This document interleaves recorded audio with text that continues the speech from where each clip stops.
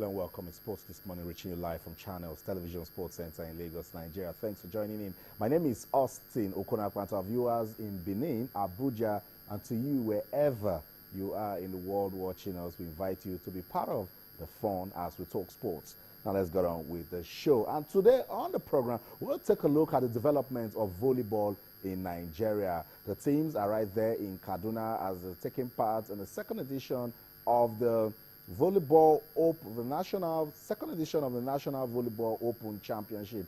And for the NVBF, the essence is to select players that will represent the country at the All Africa Games next year. So today on the program, we'll be taking a look at the development of volleyball in Nigeria. Volleyball. Yes, Nigeria plays volleyball, and we'll talk about it today on the show.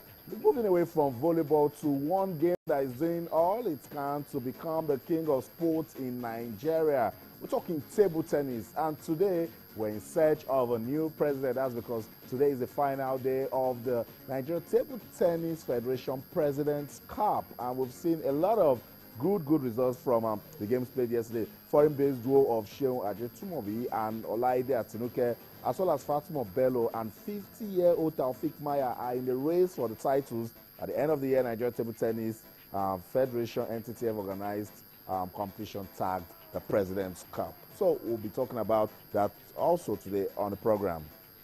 Let's go to England now and tell you the story of how Liverpool have given themselves some sort of grace after beating Bournemouth by 3-1 in the Capital One Cup. But they'll be meeting a familiar foe in Chelsea. But then that's a breather for Brendan Rodgers and his team after all the struggles they've been having. Liverpool will face Chelsea in the semis, and this is a third win for Liverpool in 11 matches.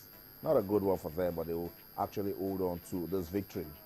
We also told you that the only title Real Madrid is looking for is the FIFA World Club Cup, and they are already in the final, but they will be meeting San Lorenzo. Yes, the South American team defeated Auckland FC of New Zealand to get the final ticket. So it is Europe versus South America. Who wants the trophy?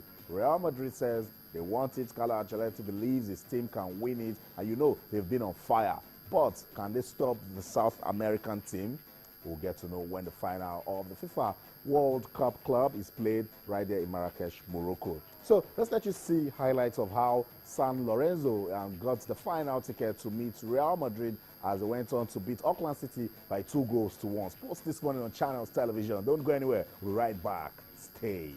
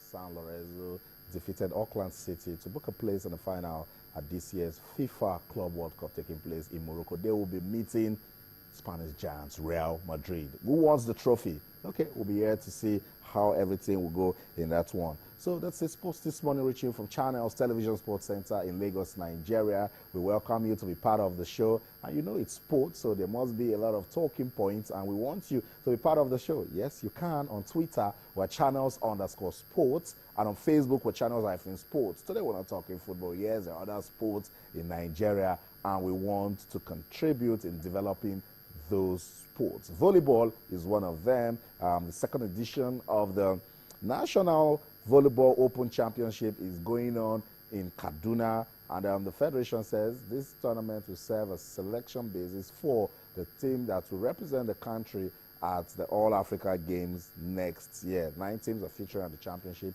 We'll also take a look at the NTTF President's Cup. Today is the final, and it will, of course, produce some fireworks. And we'll take a look at the Pt1 Cup. Liverpool, some sort of grace for them as they defeated Bournemouth, but they will be meeting Chelsea. Can Brendan Rodgers and his team prove a point in the Pt1 Cup, because the struggle continues for them in the English Premier League? So that's it. Let's talk sports. Tayo Salam joins us now. Tayo, good to have you on the program.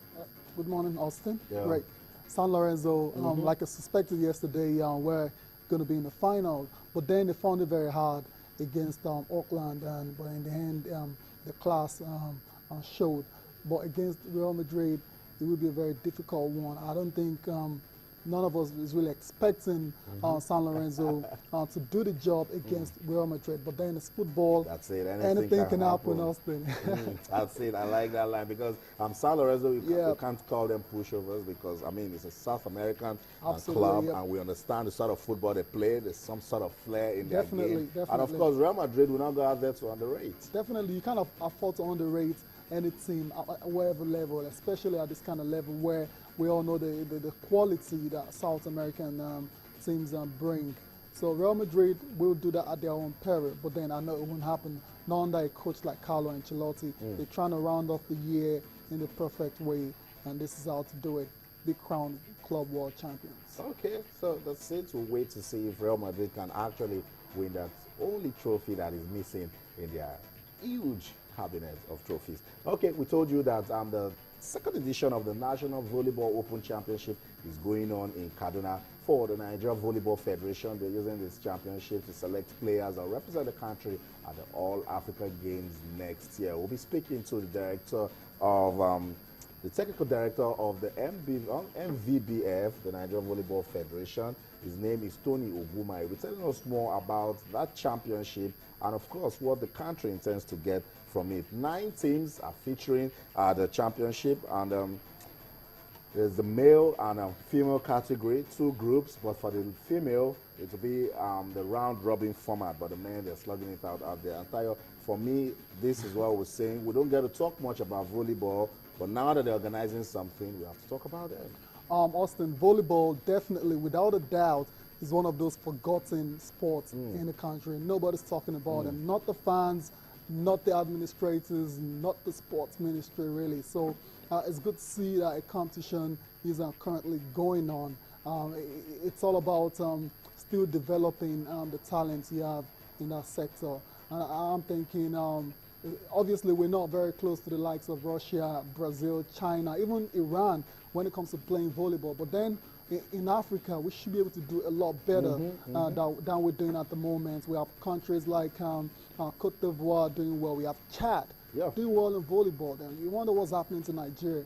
And then we've got beach volleyball also. That's another avenue. If we're trying to develop beach soccer, we should also be looking at that too. Yeah, definitely. We'll see what the administrators, the people in charge of the sports in the country, it's the responsibility really lies with them, and they need to do a lot better than what they're doing at the moment.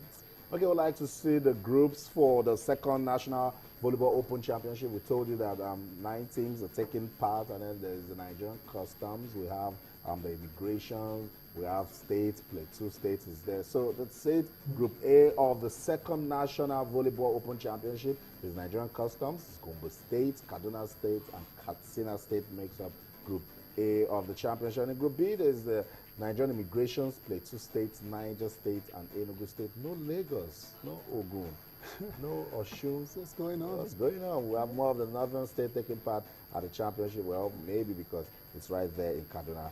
But that's what the Nigerian Volleyball Federation needs to do to ensure that more teams take part so that the search for talent will be there. And we've getting some results yesterday for the female. Gombe State lost to Plateau by 3-0. The Nigerian Customs defeated Water Resources by 3-0. Defeated Water Resources 3-0. And then for the men, it's been so competitive. Immigrations defeated Plateau 3-0. Kaduna right there lost to Gombe by 3-0. Plateau State defeated Niger State 3-2. Katsina lost to Customs 3-0. And then Enugu State lost to Nigerian Immigrations by 3-0.